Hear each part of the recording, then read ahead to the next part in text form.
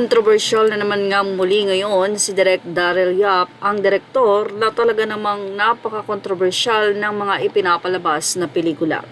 Anyway, dahil nga sa issue ng nooy sexy star na si Pepsi, kung saan ngayon ay marami ang nagbibigay ng kanilang pahayag hinggil sa ilalabas na movie, kung hindi tayo nagkakamali, ay ngayong darating na Febrero.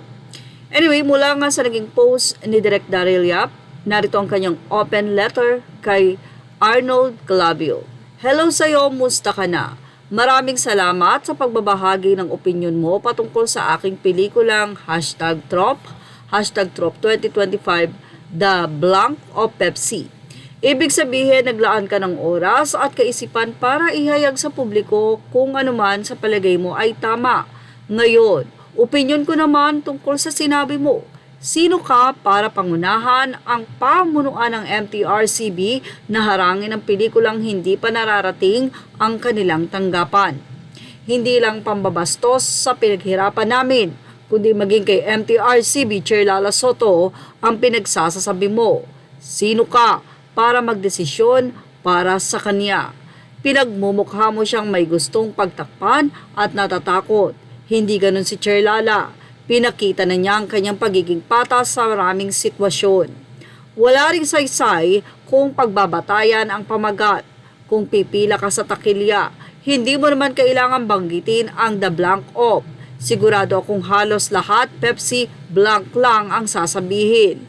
Kaya maaaring yun lang ang ilagay sa poster sa mga piling sinahan. Noong nanood ka ba ng Narnia ay tickets po 2 para sa The Chronicles of Narnia, The Lion, The Witch, and The Wardrobe.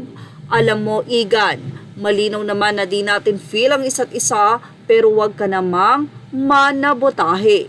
Hindi ko naman gagawin yon, ang paglabag kay balabagan. Ayokong gumawa ng film tungkol sa reporter na nabuntis ang traumatized and abused na OFW na kinocover lang niya ang storya, kaya chill ka lang. Huwag mo kong ma-lecture-lecturean sa moralidad at tama o maliha yung binibintang sa akin.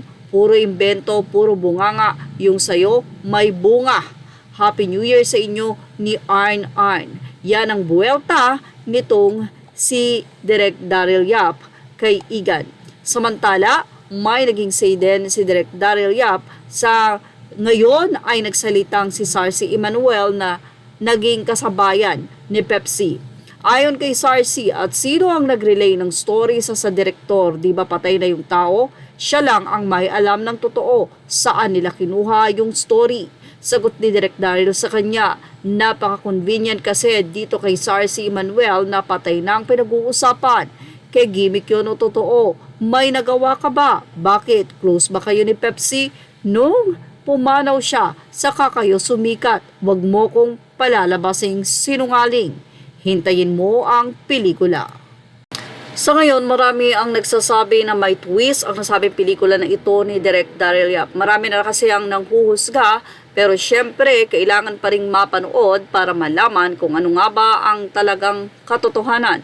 Ang tanong, masasagot nga ba ang katotohanan sa pelikulang ito o sadyang muling magkakaroon lang ng katanungan? Well, yan ang ating Showbiz Snap update. Thank you for watching. Images are all credit to the rightful owners. Please like, share, and subscribe.